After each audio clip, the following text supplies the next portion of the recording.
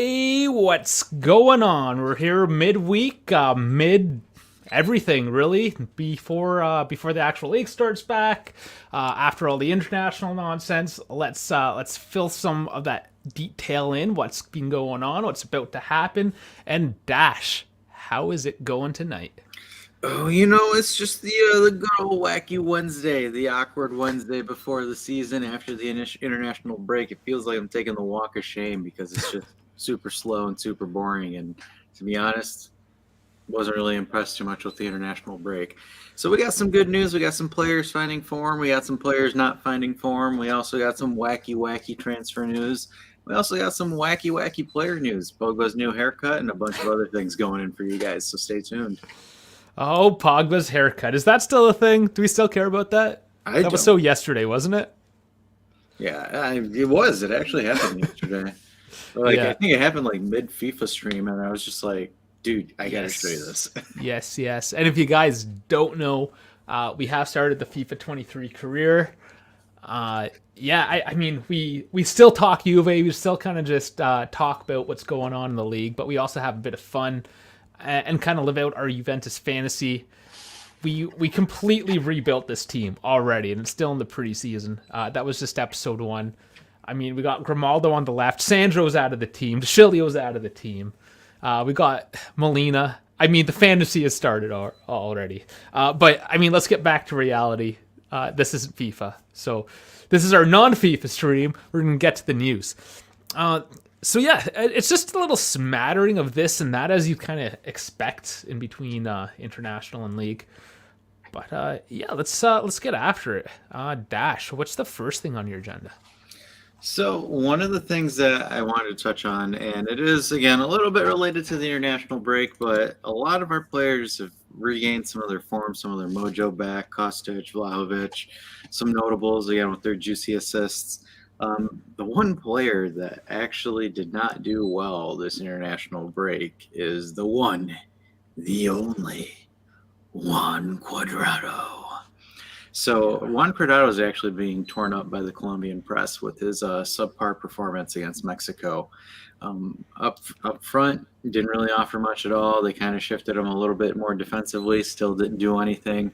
The interesting thing is what the Colombian coach is he took Cuadrado and he threw him into the midfield as like a right mid, where he's just in the center of the park. Apparently, he showed really well out there. Didn't really expect much because it is Cuadrado, but yeah, Cuadrado unfortunately was one of the sad hens that did not improve over the international break, but it looks like a lot of our players are starting to regain their mojo. Cuadrado, though, he is sometimes streaky with Colombia, isn't he? He's not always hitting. Yeah, no, he's not, but again, everybody else hit and he didn't. Yeah, I mean that's too bad. But I mean, a couple of our Serbs really connected there, didn't they? Yeah, they did. If you haven't seen that, I should. Yeah, talk about that. I'm gonna go on Twitter. I'm gonna see if I can pull something The in clip, case we all right, haven't seen cool. it. Yeah. So, and then touching more on that, so our buddy Tech has returned back into action again. Stellar performance with Poland, which now opens up Perrine versus Tech. So a lot of people now are speculating who should start between the two because Perrine is technically named one of the top 5 goalkeepers of Serie A right now, currently, and Tech is Tech. So right now, it's actually an interesting problem to have when your backup goalkeeper is actually pressing your starting goalkeeper for the starting gig. That means, hey, our goalkeepers are in form. That's some good news. And then to follow up on some more of that, it's kind of transfer news, kind of not transfer news. But the other thing too that we've seen is looks like Di Maria has set his mind for sure at the end of the season that he will be leaving. And look at that, we got the highlight.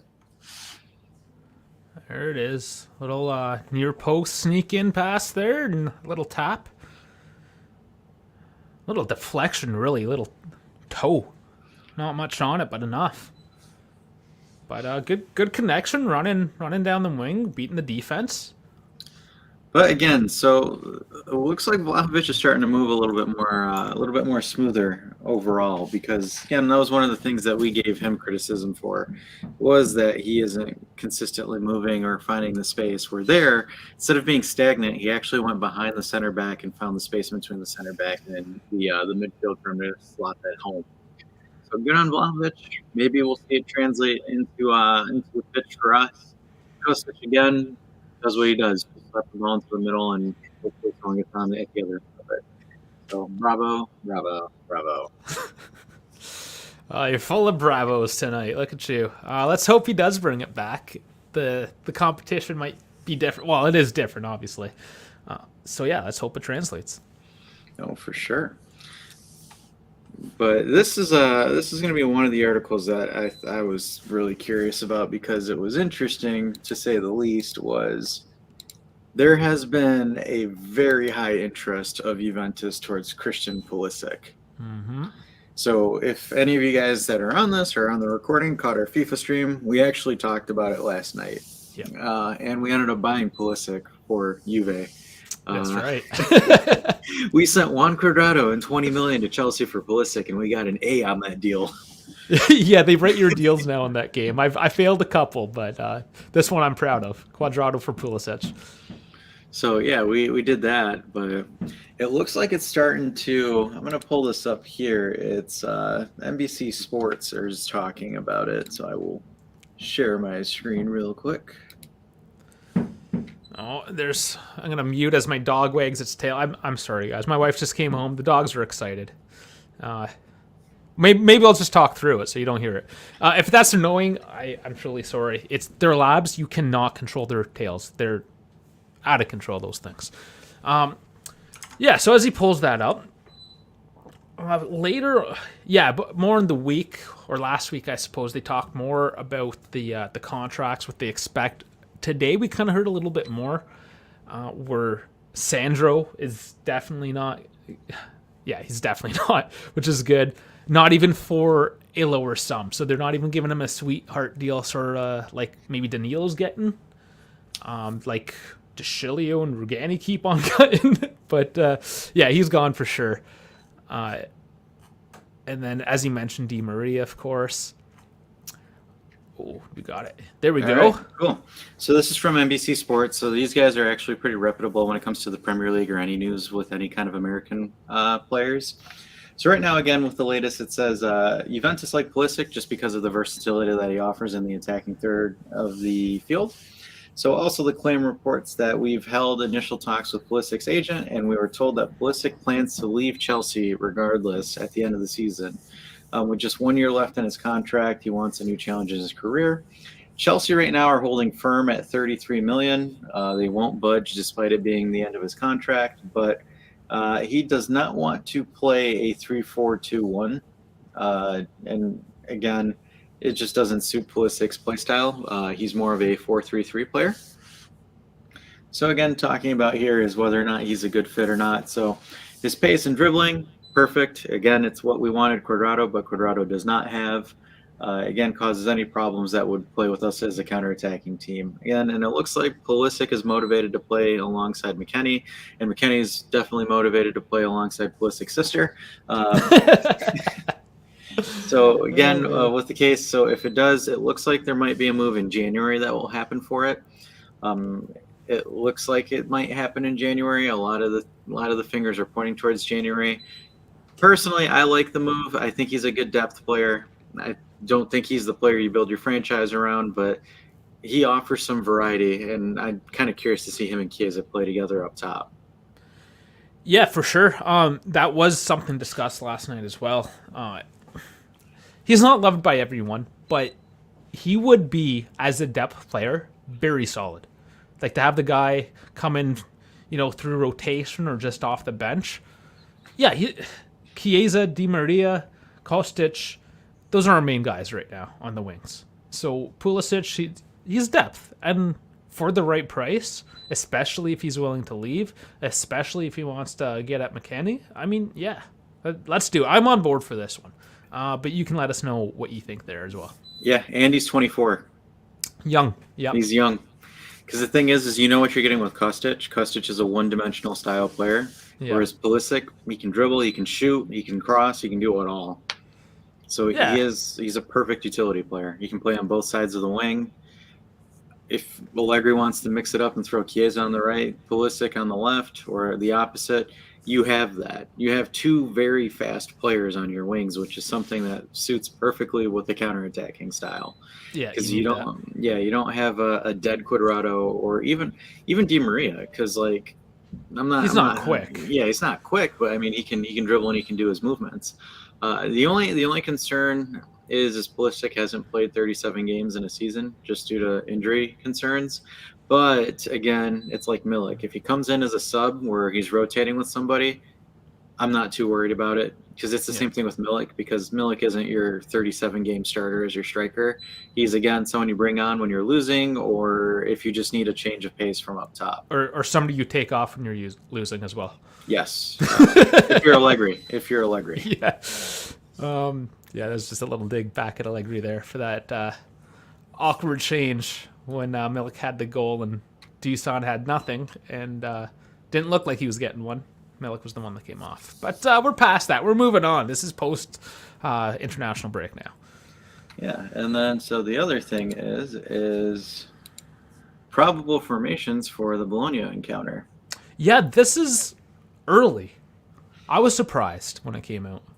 Yep. So again, this is kind of iterating on what we mentioned earlier, talking about how Szczesny should probably reclaim his starting position with Perrin, but also that's going to be a fun goalkeeping competition just to see of all the least.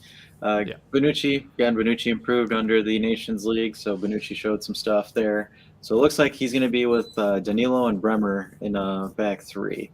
Could we touch on that too? How Bonucci somehow showed up to play for the Azzurri and the Azzurri as a whole. I mean, they just showed up. They can play. And I know this isn't a national team discussion per se, but I mean, what just happened? They got good again all of a sudden. And Bonucci was part of that team. So, I mean, good for them. Yeah, no. Hopefully it translates onto the pitch, but Yeah. never know. So the other thing too is with Moretti missing the next match with a knee knock, we're going to probably see Rabiot and Locatelli make their way back onto the midfield as well. But there are reports that Moretti might not be as bad as they first thought. So, which is a good thing. Yes. Well, but he probably still won't start, I'd imagine, with the other guys coming back. Yeah. So again, Juan Cuadrado and Filip Kostic remain as your starters. Sigh on the Juan Cuadrado part. But Kostic, I'm indifferent. But it looks like Milik is back, so it looks like right now we're going to have Szczesny, Bremer, Bonucci, Danilo, Cuadrado, Locatelli, Paredes, Rabiot, Kostic, Milik, and Vlahovic. So you do get to see the Milik man start. Ooh, the Milik man. I hope he keeps on delivering. I hope he hasn't lost that momentum at all because, I mean, he's been pretty exciting so far. Yeah, no, for sure. All right. Yeah. Let's go. Let's just throw. We're just picking up news articles because this is basically what it is. Is a smattering, as I said. But Grimaldo back in the news. He has. Okay, so this is from Romeo Agresti. We're keeping an eye on Grimaldo. He is not a hot name yet, but could become one as we get closer to January in the event Juventus decide to pursue a left back. I mean, what do you mean in the event that they decide? I hope they've decided by now, to be honest. I hope they do. Yeah. Correct me. I can't. Diego Della, is he a fullback as well? Yeah, he's a fullback for Manchester United. Menu, yeah. I just didn't want to make a mistake there and say he was something else. And what's the other name? There is another name. I have trouble saying it too. From Mönchengladbach. Another fullback. He's got he's like only $3 million. He's like ridiculously cheap. That's why I can't think of his name on the top of my head. Somebody will. That's what happens when you don't put shit in order. Good job, Dave. Anyways, so there's options anyways on the left or the fullbacks, left backs in particular. So there is another. I believe he's a center back. Baines Bainey is the guy. Okay, and then I'm looking at the Eintracht Frankfurt, Evan Ndika. And Ndika, yeah. Ndika. We looked at him on FIFA last night too. Yep. Yeah, young, decent. Not so bad. Are you going through Discord? I can kind of see your screen because I Uh, think we need to show people what Discord actually looks like. okay. Because a lot of people just have no clue. And I mean, it's great. There's a great community as well. We're linked in. Okay, so here it is. This is our server. Yep. Of So, course, I'm posting something on Bernadeschi there. Not a surprise. yep. So we've got plenty of stuff. So we've got our connection to the Juve official Discord. Yeah. We have our general Discord. And then People we showing have, up last night from the stream. Yeah, 3 new guys last night. Just because we're playing FIFA, man. As the community grows, everyone's got their thing. yep, our news, our YouTube videos. Yeah, so it's a good landing page too, just to catch our stuff as they're coming. Yep. As well, like these shows, and we forgot to mention, if when we do these shows, if you guys want to kind of call in, I mean, there's a couple ways. Instagram, Twitter, you can DM me, or on Discord, it's super easy. And on Discord, you can show that you got. Well, we can't because computers don't let you have your camera go to 2 sources at once. But we do have that streaming room. We have the live chat. If you guys want to just like actually talk to either us or just anybody, you can do it. Like just live chat, and you can share your screens. You can share media. I mean, if you're playing FIFA or any other game for that matter, you can share that or just anything. You just share what's on your computer. So it's great. As you can see there, you have all Juve cast. You have Bianconeri Zone. You have Juve FC official. On mine as well, I'm also linked in with the Serie A official. And you can just connect with the wider audience. And if you want to just do the banter, I mean, the Serie A, as soon as I joined the Serie A one, the Inter fans, man, they were all over me. But it was fun. It's all fun. But that's Discord. I mean, oh yeah, my F1 page. I got a thing for F1 too. If you didn't know, John Elkin is the chairman of both Ferrari and Ferrari F1 and Juventus. So there you go. There's a connection. But anyways, there you go. And I gotta really give a handout to all Juve casts with their tweets as of late because I mean they cover all the news as well. So as I've always said, we're not the only guys. I always promote just the community as a large and get different points of view. So if you haven't checked out all the Juve cast as well, another fellow Canadian guy runs it out of BC. So I mean, yeah, give her a go. But we'll get back to it. So we left off on Evan and Dicha. Yeah, there's a couple ways of saying it. Did you have the article up, or do you want me to pull up another one? Oh no, sorry, I thought you had it. My bad. No, yeah, you got it ready? I don't have a different one. Okay. In that case, I'm gonna share this. Like I said, a smattering of things today, and I'm gonna shamelessly plug another site now. This is footballitalia.net. This is a new site. Here, let's click the homepage for you guys so you can see it real quick. Lots of good news. Covers all the teams. You can just click Juventus right there. And yeah, this is something that came out today. Juventus completes fewer passes in final third than anyone. I said go into it. That is our buddy Apollo. No, this by Susie Capinelli this time. Yeah, here it is. Perfect. They do have the link to it right in Twitter. So there are everyone's possession stats, as you can see. So Juventus, 18% in the attacking third. That's a lot. They have pretty decent possession in the mid, but still, they're playing a fair bit in the back third. Not great. I don't know. I'm trying to put a positive spin on this one. I don't know how great that is. I guess we have a few goals against. That's probably the positive that comes out of that. How does Salernitana have 25% in the attacking third? Probably just because they're tossing everything forward. I don't know. Like that's because like it's higher than Milan because it looks like Milan is 23. But Lecce has 25. So that Verona 29. Udinese is doing well, 29. I'm gonna guess it's their style of play. Because like my other thing is like, how much is it that like I score 3 goals on them and I just sit back and cruise the rest of the game? Because Like, think about it. So like, look at the top teams. So Inter 32, Juventus 33. Atalanta has no defense, but Lazio 34. The only one that's like a big team that's less is Napoli, but like Napoli holds everything in the middle. Same thing like Roma. Even like yeah, yeah, so like my thing is like I feel like the weaker teams have a higher attacking third possession rate because like they're down 2-3 nothing and they're just spamming anything up front. true. Or maybe that's why they get scored on as much too, because they are not defensively solid. Yeah. Because like Udinese 25% in the back, Verona 26%, Milan 26. So Yeah. Interesting though. Just more stats. I mean, what does stats really mean at the end of the day, though? You can analyze it all you want, but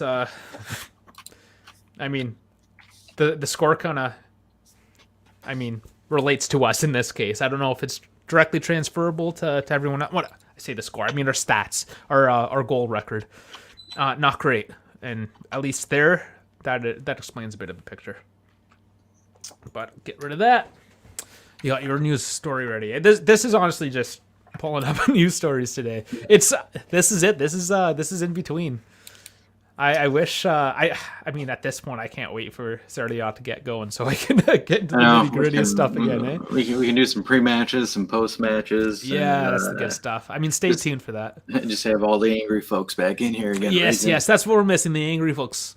We had an angry folk last night. He was pretty fun to have around. Yeah, he was a White Sox fan. I wonder if they won because they were losing to the Twins last night. Ooh. The Jays ended up losing. Yankees clinched the AL East. Oh man, nobody likes the Yankees. I mean, I don't know why I'm looking up the White Sox right now. This is ridiculous. Yeah, the Yankees are like the Inter Milan of the MLB. Nobody cares. Let's see. I'm almost there. They lost 4-0 to the Twins yesterday. That's our baseball segment of the night. So, alrighty. So there was a meeting, depending on whether or not you guys knew or not knew, but you know now. You've been filled in. There is a meeting between Zhang and Agnelli to discuss. So apparently they had an interesting meeting before both rivals. Both teams share a fierce rivalry again, but their executives are a little bit buddy-buddy. So a report says it looks like they're still on the European Super League stuff. Yeah, I did hear a little bit out there. There's actually more poking at Real Madrid in that one, how they're still kind of on board, but they're still also the European champions. So, I mean, what do you do in that case? They have a very good footing to make an argument on, at least Real Madrid does. They do, and apparently there is a court case happening next year or this year. I think next year. So if they win it, we might be seeing the Super League snowball effect start kicking in. We do have to have a Super League discussion. I think Weston, if you guys listened to one of the podcasts, was it 198 with the Weston Pagano? I think it was. Yeah, he likes to argue these kinds of things. We'll maybe get him on Saturday. We'll see. Was he pro or anti Super League? He just likes arguing. He doesn't care. Oh, I'm the same. I'll argue anything. No, yeah. The thing is for me, it's like I'm a little bit in the middle when it comes to this. Like, I like the concept of it. I get like the whole Americanizing of sports because that's kind of what this is. Makes money. Yeah, but like the thing is like if you look at it, and if it's actually true that like these clubs are getting financial boosts and per se being on a financial level playing field, I mean, think about it. Like, I'd be fine with it if everyone gets like the same financial like level. Like if you think about it, like the NHL with the salary cap, even though you can't have a salary cap in football, it's just impossible to manage. But like, think about it. Like every team has like a $300 million spending budget, and then like they get what they can for $300 million, and then you get entertainment per se. You get better clashes because it's like, I don't know. I've kind of gotten annoyed with the Champions League, especially like in the Ronaldo Messi esque era, because it's just like every semifinal it was Barcelona, Real Madrid, Bayern Munich, and then like you'd have one like team that doesn't belong there that just gets romped unless it's Juventus. And that's another issue too, is that they're adding more games. Is it next year where it's up to 36 teams now? The Swiss model. Yeah, the Swiss model. So now we're playing more games, and that's just going to get them more money. And we see UEFA Nations League, and I get that you want to make these international friendlies into a competitive match, but now you're putting more pressure on these guys.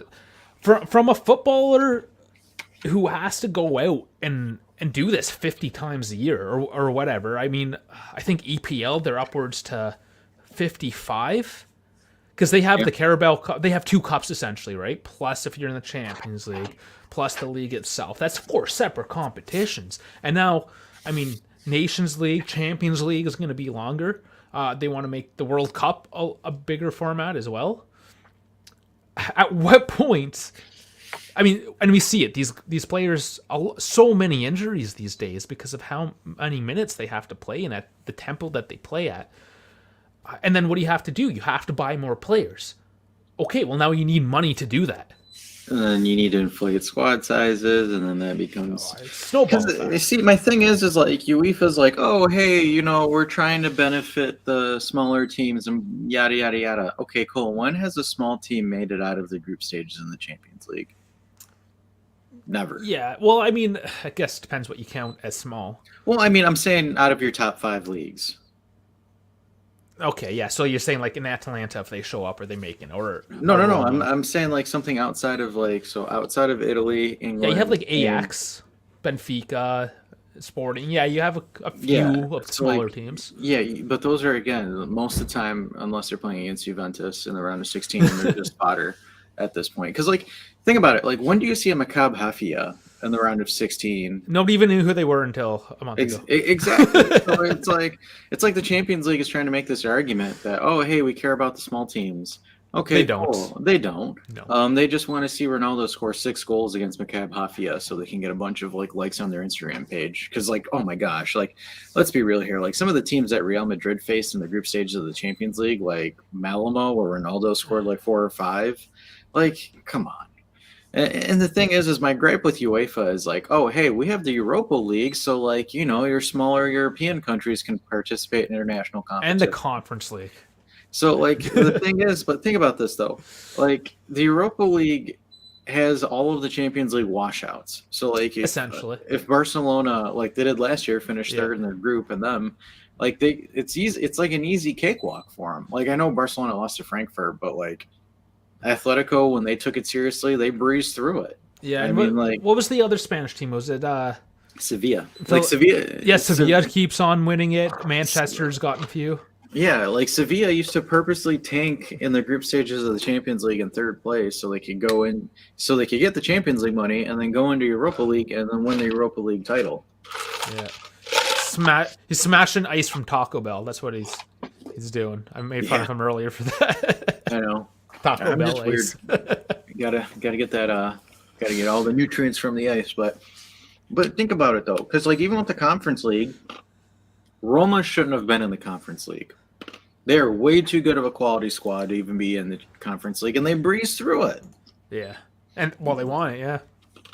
Like, I don't understand UEFA's logic. Oh yeah, we should care about the small teams, and the Super League is like a detriment to football. Like the thing is like I kind of want to see like what kind of argument gets put into that with that in that respect, because like It's guess- not an argument so much as we have the power, the control of the money, and we're going to try to strong arm our way through this with more lawyers than the Super League guys. And Yeah. hopefully they come out. I think that's pretty much what's happening. Because it's like, what's UEFA's argument against it? Oh, we don't have bargaining power. That's pretty much it.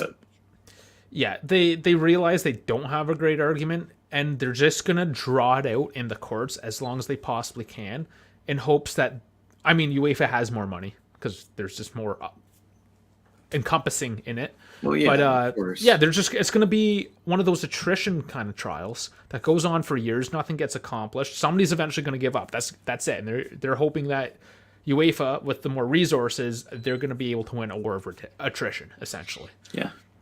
And then like the Swiss model that they're enacting that's going to kick off next year. I think it's next year or the year after is literally the same exact thing as the Super League. So it's like well, one of the proposals of it was, yeah, absolutely. It pretty much is the same exact thing. So you're just kind of like sitting there and you're like, okay. But I am going to counter this as well, like why the North American model isn't great and why I actually prefer watching European sports, or at least broadcasts from Europe. And this isn't every network, obviously, but this happens more in North America. Anyways, I'll just say it. The commercials, the amount of commercials you get, and I know in soccer you don't have stops to football. Sorry, I tried to say both. They don't have the stops, but they make the screen really small. So it's kind of like when we put something up on the screen. Here, I'll just do this real quick. Bam. So me and Dash were like the soccer match, and then the adds this big ass thing, and then there's this blank space. Like what? Why you waste my time? We call that the NFL. Yes, and that's what I'm saying. Like NFL, NHL, every 5 minutes there's stoppage, so they can throw a commercial, game time stoppage, whatever. I mean NFL. Every play's a stoppage, just about, you know. Well, yeah. Well, the thing is like when I saw that in hockey, I was like, "That's ridiculous," because like hockey is supposed to be a free flowing sport. Like there shouldn't be that many stoppages. Like you have like what maybe back then, like in the '90s, it was like 3 stoppages, and that's like 6-7 minutes into each period. Yeah, and it's like you always have a stoppage at the final 2-minute mark of each period where they would do like a commercial stoppage, and that would be it. I've been to the hockey games too, and I mean. Commercial like TV timeouts is what they call them. Literally, they skate over to the bench, lean on it, chill out for a couple minutes, and you're just sitting there in the stands. Oh, cool. And then you're just like, that's probably it. You just flag down the beer lanes. Like, hey, I need another one to like drink the boredom away. I need a Labatt. Yeah, so that's what happens with things like the Super League with that North American style. Is that, and I mean. Football's gotten so commercialized as it is. We all know that. I mean, hundreds of dollars sitting on my door there with with the jerseys, right? But I mean, it does get worse, and that's my biggest fear with the Super League model is that we're just gonna be inundated with ads. And man, even my Google feed, scrolling through my phone today, there's ads embedded in my newsfeed now. Like you can't escape it. It's so infuriating. So that's my hot take on that. I don't want to see that. So like, what do you think about like? Because I saw some of the arguments where people are like, oh, there's no relegation or promotion. Well, I mean, we don't know if that's true or not, but like, how do you feel about that? Like, I don't know. For me, it does work. Because it is a closed model, and yes, there is an option that they put in there where they can do some sort of relegation promotion thing. I kind of like the hybrid thing. That is one of the things that I do like about football is you can move up and down. But if you want to base it on a North American model, it sort of has to be a closed system.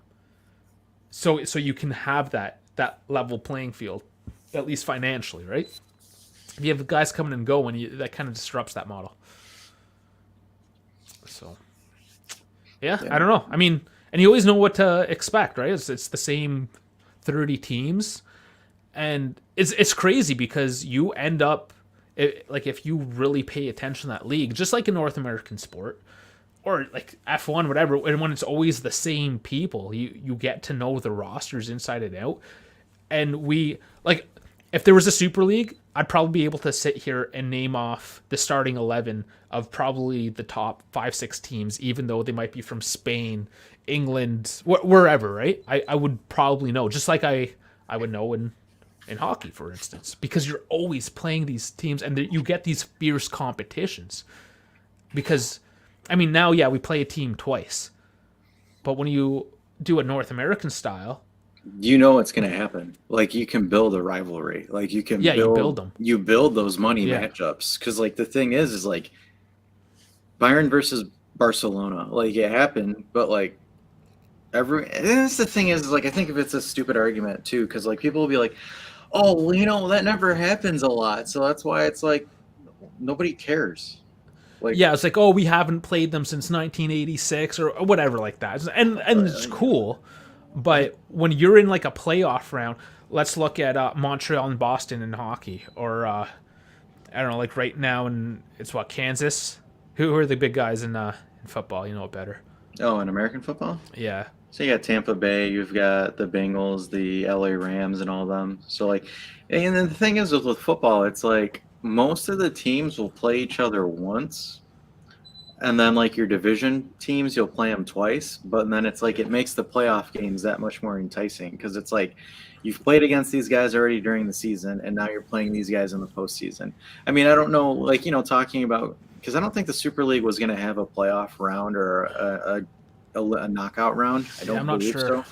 But like, it's the thing where it's like it takes more skill, in my opinion. It takes more skill to run a league per se, to play 38 matches and be dominant for 38 matches than to do a playoff. Because that's the one thing I've noticed with the MLS, where it's like Yeah, the playoffs. somebody can get into a lucky run, and it's the same thing with football, same thing with hockey and baseball. Because like 2000, I think it was like 2010, 2012, when the LA Kings were an eighth seed and they like romped through Vancouver and ended up winning the entire Stanley Cup, where like everyone expected them to get swept in the first round.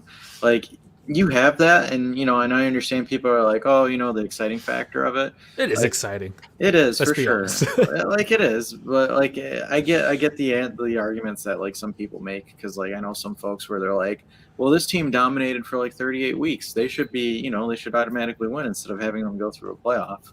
But us Yanks, we like to watch people fight to the death. So Yeah, and I mean it gets really gritty.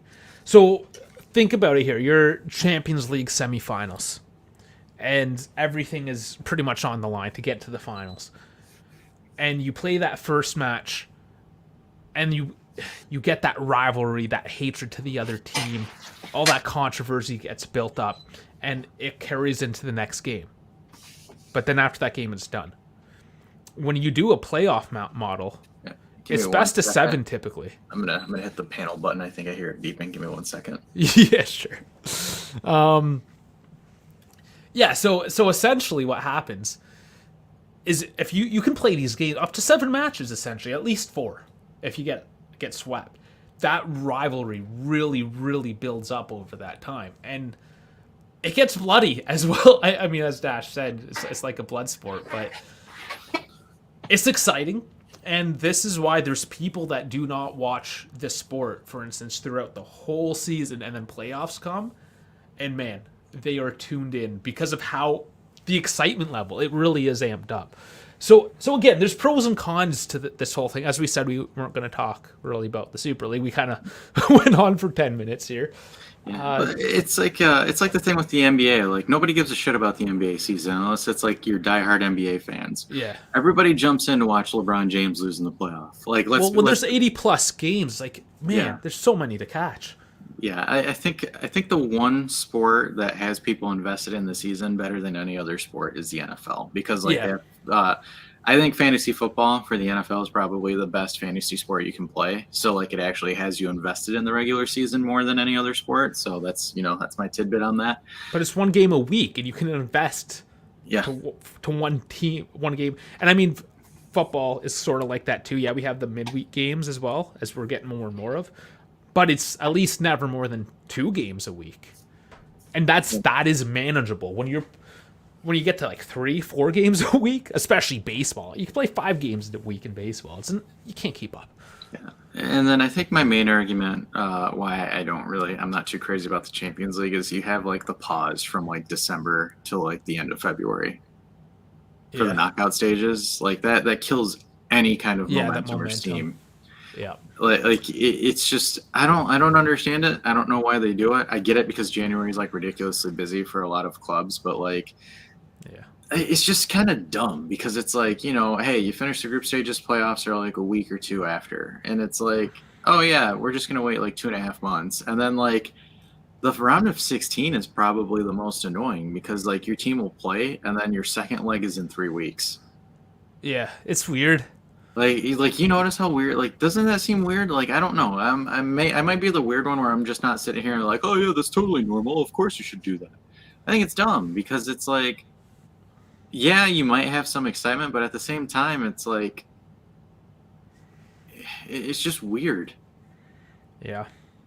Yep. It is what it is. I don't know. It's I don't know what's going to come out of this.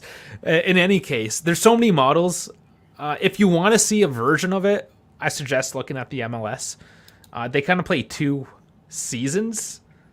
I get it; it gets super cold in the winter, especially if you're like an LA team and you have to go to Toronto or Montreal. It's cold. So yeah, they kind of take a break and do a second season, but it kind of gives you an idea of North American style in soccer, football, with a playoff system as well. So I mean, the model is out there. We'll see. We will see what happens.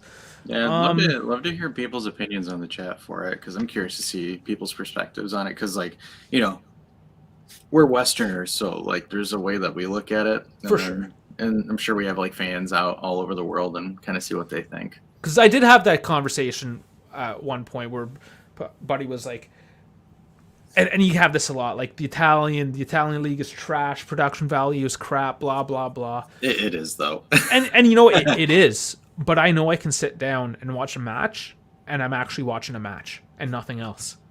Yes, the quality might be lower, but I'm not inundated with all this other because you watch the EPL on Sky Sports or whatever, and they do that stupid little make the screen small so they can throw an ad at you.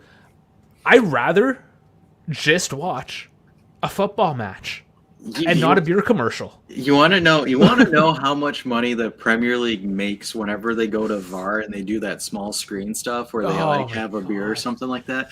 Like, oh my gosh, the second VAR got introduced to the Premier League, like the commercial folks for the Premier League are like, yeah, crazy. And I bet you that was a determining factor as well. oh, absolutely. Crazy, absolutely crazy. Quick note, guys, that barcode there at the top left of the screen that will drop you right into our Discord server. We did mention it earlier. So yeah, check that out. It's live conversation. That's the easiest way of saying it. It is live conversation, whether it's text, voice, video, even whatever you want. So hit that up. We welcome everyone. We didn't go over the actual probable formation though, did we? I think it covered it as a 3-5-2. Yeah. Did he put the names in? Yeah. It was, okay, sorry. Yeah. I was grabbing something else while you're doing that. That's my bad. I was paying attention. So my fault, guys. No, you're fine. It was Kostic. It was a 3-5-2. So you got Bremer, Danilo, Bonucci, and then you have Kostic, Rabiot, Paredes, Locatelli, Quadrado, and then Milik and Vlahovic.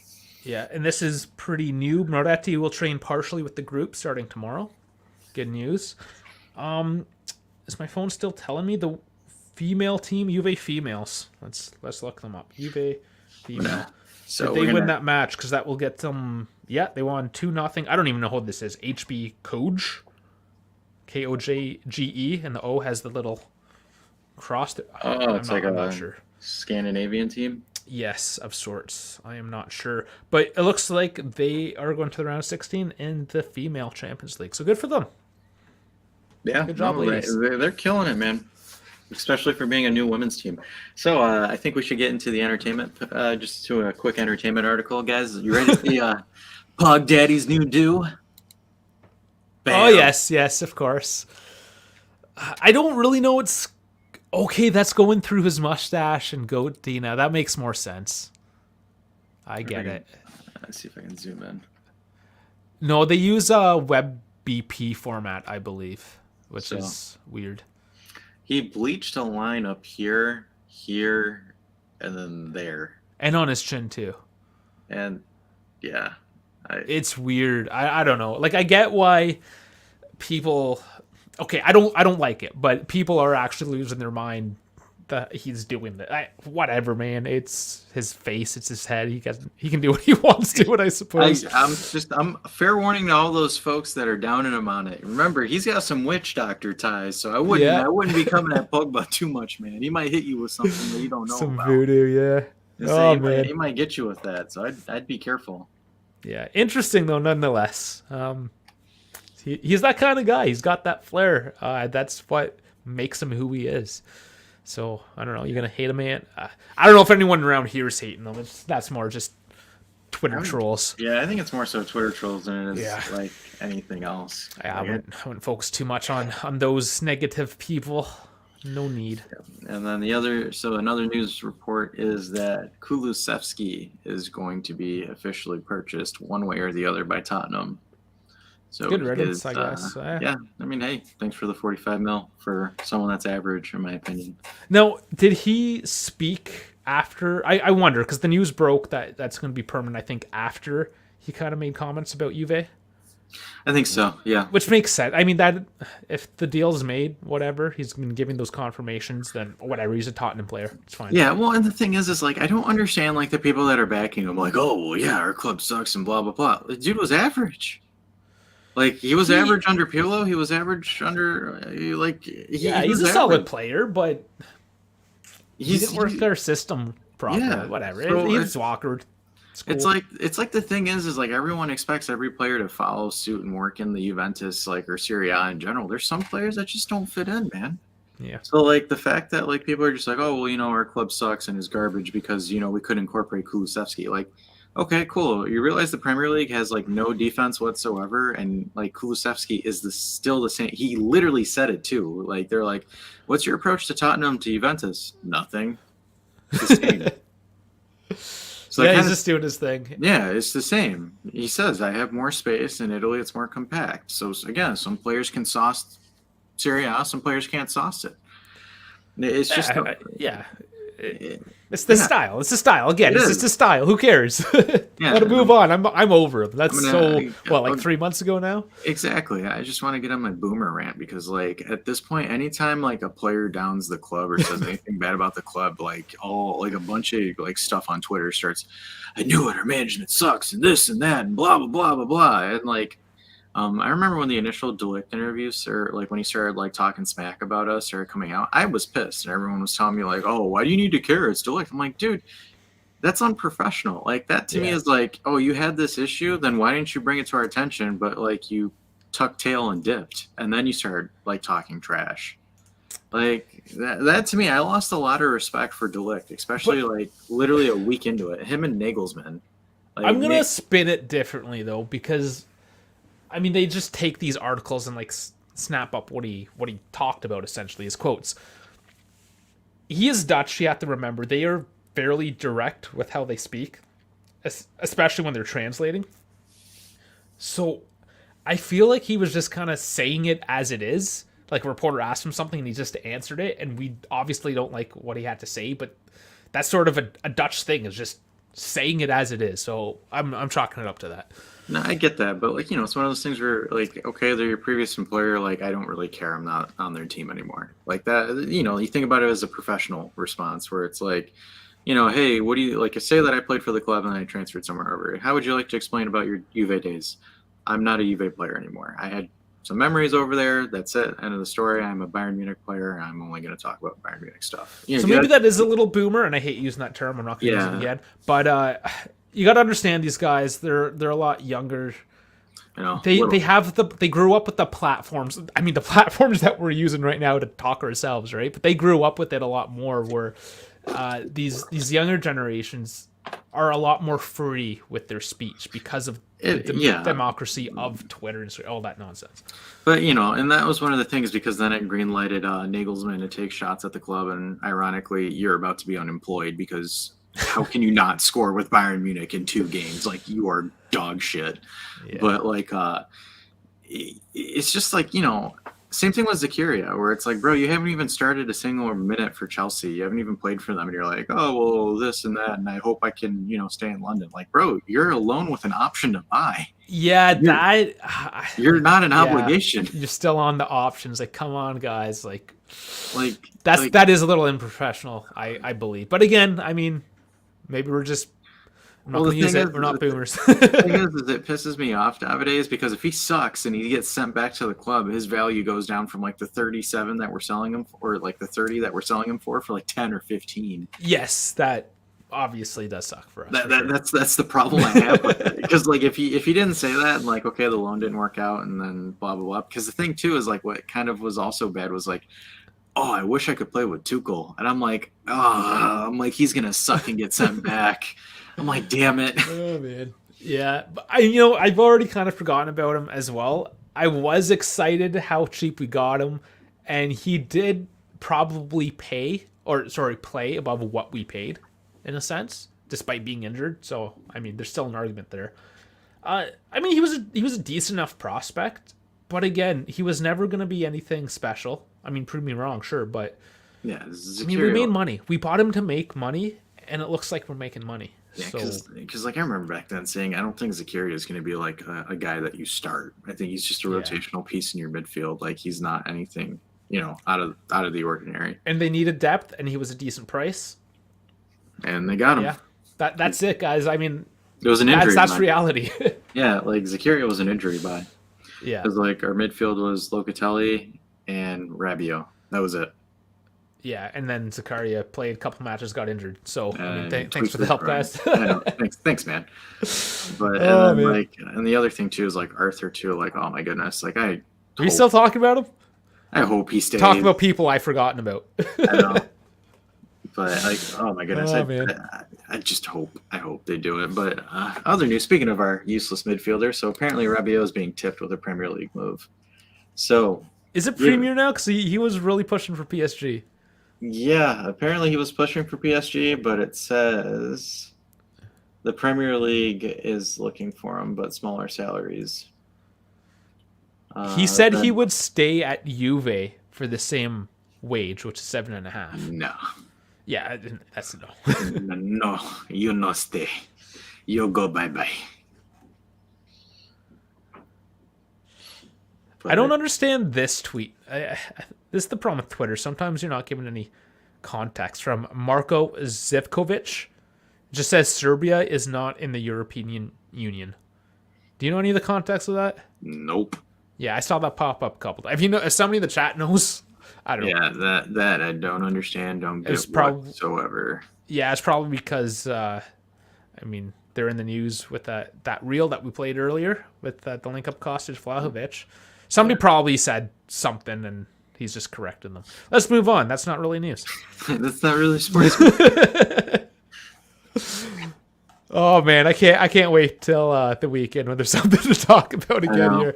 Well, so the other thing too was I don't know how like solid this is, but they were saying that because we'll end it on I guess we could end it on this, but this discussion. But Allegri has 5 matches to save his career. Yes. I don't know. Well, is it 5 matches or are they saying 12 until the end of the? I saw an World article, Cup break? so I'll look for it. I 'Cause heard. That Cultural Boy, again, I'll shout him out, that Cultural Boy. He's actually going to be on looking like the pre and post match for the Maccabi Haifa match. Check his YouTube out. Really short videos to the point, well put together. I mean, we sit here for an hour and ramble. That guy gets you in and out in like 3 minutes. So, yeah, check him out. But he will be on rambling alongside with us. But yeah. You got something coming up? I do. There we go. I Nice. do. All right, so it says Tutto Mercato Web. Don't know how credible they are, but it says Yeah. yeah, I know. I can tell from the first. But it says that and our Walmart version of Vladimir Putin, because dude, his graphics were so bad. FIFA was hilarious. Oh yeah, if you didn't catch that, check the replay or catch one of our next lives. We plan on doing that every week, by the way. But yeah, Allegri and FIFA. Hilarious. Yeah, Walmart version of Putin. But yeah, go on. So bad. All right, so it says here that Juventus, I don't know if it's Agnelli, but it says Juventus are giving him 5 games to save his job. So he has to beat Maccabi Haifa in their doubleheader, and then collect at least 7 points from the league games against Bologna, Milan, and Torino for him to remain as the team's manager. So he's allowing a tie to Milan, and they have to win the other 2, as well as Maccabi. I mean, they better beat Maccabi. And they need to. They expect this international break to have afforded the coaching crew a chance to re-strategize so wins can start coming in at the weekend. And they kind of continue saying that Allegri got his job because of his reputation, built in his first spell. Juventus can't keep him based off of rep. He must prove that he has what it takes to deliver. That's the Juve FC says. They add that at the end of all of their articles. Yep. Yeah. Also, I'm gonna throw it out there. UVFC. So the guys that run Foot Italia used to run UVFC. They sold it off, and this is a third party company now that does this. I'm not sure who writes the stuff now, but it. All I'm gonna say is they set it up in a very clickbaity way. It's not to say that their information is incorrect.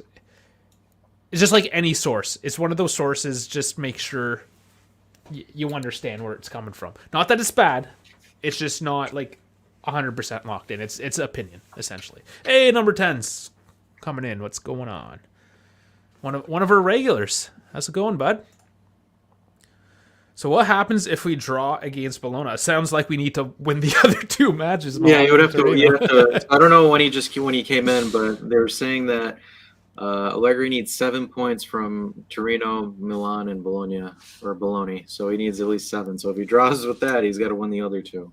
If he drops points against Maccabi Haifa, I think they're going to boot him. Yeah. I don't know who they would replace him with. I really don't. I mean, we've had this discussion so many times. I know, but that's the thing. That's like if this article, like if it is legitimately true that he does have 5 games to save his job, that to me, I don't. They understand. need to have a name. They have to have one. If they're only giving him 5 names, and if he fails, they need to have a name. Yeah, because if they pull up Montero or someone from the youth system, I'm just gonna be pissed. I'm like, okay, cool. So sorry, this is again pet peeve. I hate that argument because if they're gonna pull up Montero, why did we ever get rid of Pirlo? Yeah, it just doesn't make sense. I'm sorry, it's my opinion. Well, yeah, and it's a good argument because the thing is like if this is what they do and they actually sack them. That means they're just considering this season a loss if they're going to do that. Because I've never seen Juventus sack a coach mid-season. Yeah. And yeah, number 10 thinks they'll wait till winter. So, that World Cup break. It would make a bit of sense, but at the same time... Don't wait. So let me. I just got this thought nugget. So if they sack him before the World Cup, it gives the new staff time. Yeah. Because they get a month and a half. That is the argument there. So, I think they're going to fire him before the World Cup, in my opinion, if they do. Okay, let's be honest. If he does not win both Maccabi matches... He's gone. I think he's gone. There's no... I can't... And I said, I'll argue anything. I don't know if I can argue that point. I'm not... And the thing is, again, I am not a fan of him getting the sack. That's what she said. But I don't see them not sacking him after that. Because imagine if he draws and loses against Maccabi, or even like a 1-1 split. No, you can't. No, you have to beat this where you are if you want to keep your job. I absolutely agree. If that's accurate, that those next 5 matches, it is what they say. Both Maccabi matches and 7 points from Milan, Torino, Bologna. That's very doable, and he needs to do that. And if he doesn't do that, we have essentially failed at our season. Yes, technically in the league we can carry forward, but if you lose those matches in the Champions League, you're done. That's it. You're done in the Champions League. That goal is failed, and you might not even get the 3rd place to go into Europa League and get that extra money at that point either. So, I mean, yes, those milestones do make sense. Yeah, let's tackle this from Animesh. Allegri forcing players to play through injury makes me worried for Chiesa. He did it for Locatelli and Di Maria. That is actually some news that came out today. Thanks, Animesh, for bringing that up. Yes, so there was reports that Locatelli did play through injury. And that is actually concerning. It doesn't surprise me because Allegri's man management has been butt cheeks. And you can tell with how Locatelli has been playing starting mid last season when he first started getting... whatever it was, was there anything ever that came out? What was it? What was his injury? Muscle injuries? I mean, they're all muscle injuries. I can't remember off the top of my head, but you can tell he sort of slowed down a lot mid last season, and even this season hasn't really picked it up. Mind you, forced into that defensive role until he got injured and Paredes came in. So we'll see. Let's see if he picks it up as an 8 now. If he's healthy. I'm worried about Chiesa and Pogba being rushed in because the physios are saying that, hey, they're progressing a lot better in their recovery. But last month they said they're slowing down. So I don't buy it. I don't buy it. It's all.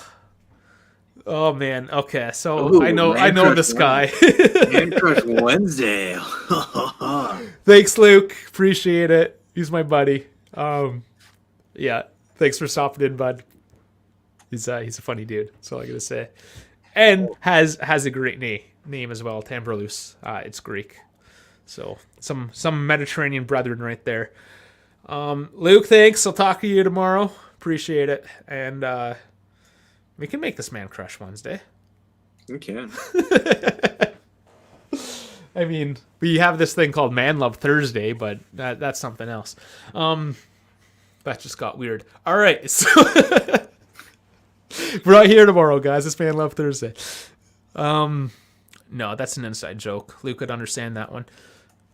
Otherwise, yeah, I mean, I think we're good. I think we've hit everything. So I think it's almost intro time, and then we'll be back in full rhythm with our pregame against Bologna, and then some macabre khafia. You got the throating going on. Awesome. Roll it. Yeah, just a quick outlook. Of course, guys, scan or just hit down in the description the Discord link if you want to continue the conversation. Again, live chats, live streaming, screen share, what have you. Just posting whatever, Juve related, not Juve related. And I mean, if there's a topic that you guys are super interested and you want some like a place to talk about it, let's do it. I don't care. We'll do it all. This just in. Adrian Sousa from Rabona may be coming back for the next Benfica match. You heard it here, guys. If you heard my phone just ding there, that's what just happened.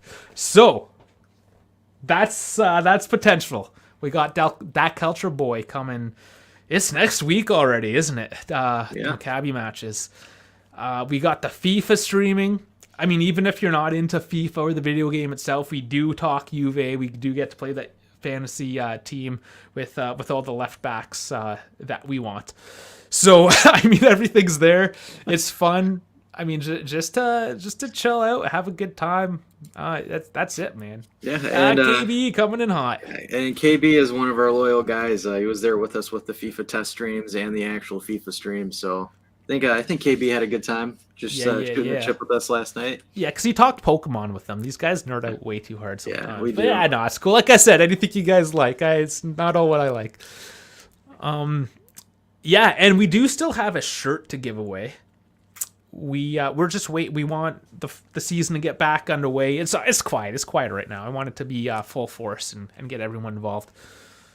And I mean, there's more ands. Farhad is working on some new designs, some sweaters. There's going to be new stuff. There already is new stuff. There's Vlahovic sticker and all that. Turngiants.com, guys. Check it out. He's working on the website as well. Just improvements everywhere. I don't know. We're everywhere now.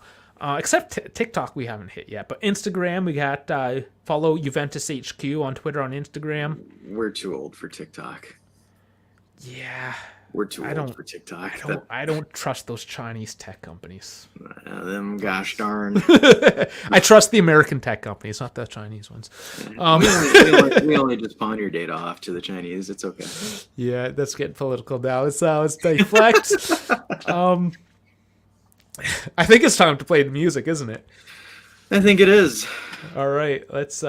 As more people are joining our stream when we're signing off. What's the deal, guys? Coming in late. I appreciate it. So here's what we're gonna do. On the replay, on this, comment on your likely view time, so then we can actually start when you guys are getting on. So that's true as well. Yeah, good call. So yeah, like just let us know. KB Animesh number 10. Yes, you too, Luke. Just let us know, guys, down in the comments as well, because again, this is catered for you guys.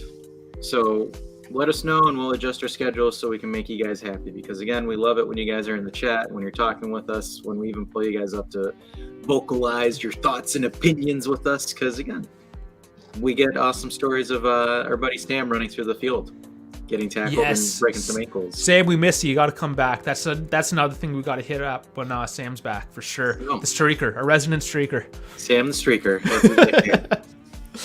So again, guys, international break is over. We're getting back into the groove. We got some Bologna pre-match coming for you over the weekend. We got some Bologna post-match. Hopefully the game's not Bologna. We got some Bologna post-match. We got Dak Calcio boy coming in for the Khafia. And then we have our buddy Adrian Sousa from Rabona TV potentially coming back in for the Benfica show where we can shoot the ship and have some fun with him. So again, guys, just the housekeeping before we sign off into our humble abode background. Like, subscribe, share, comment on the replay, watch the replay if you're just looking to listen to some banter on your way to work or on your way home. Good night, and we will see you Saturday. Yeah. Love you guys. Thanks for joining, and we'll catch you on the next one. Y'all have a good night.